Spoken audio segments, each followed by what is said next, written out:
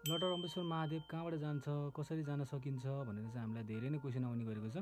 आज हामीले लटरम्बेश्वर महादेव कसरी जान सकिन्छ भनेर सानो भिडियो ल्याएको छौँ। आशा गर्दछौँ यो भिडियोले तपाईँहरूलाई केही हदसम्म भए पनि सहयोग मिल्नेछ। लटरम्बेश्वर महादेव काठमाडौँबाट लगभग 45 देखि 50 किलोमिटरको हाराहारीमा पर्दछ। यहाँ जाने गाडी तपाईँहरूले लगनखेल अथवा चापागाउँ डोबाडीबाट पाउन सक्नुहुन्छ। यो रुटमा लोकल गाडी एकदमै कम चल्ने हुने कारणले जाँदाखेरि त तपाईँहरूले गाडी पाउन सक्नुहुन्छ, तर फर्किँदाखेरि पाउनको लागि अलिकति गाह्रो हुनेछ। त्यसैले सकेसम्म आफ्नै साधन भयो भने तपाईँहरूलाई अलिकति सहज हुनेछ। यदि तपाईँहरू लोकल गाडीमा जाँदै हुनुहुन्छ भने चाहिँ गाडीले तपाईँहरूलाई बगुवाको बागमती ब्रिजसम्म छोड्नेछ र त्यहाँबाट अप एन्ड डाउन तपाईँहरूलाई लगभग 5 देखि 6 घन्टा लाग्नेछ र जसको ड्युरेसन लगभग 8 देखि 10 किलोमिटर रहनेछ।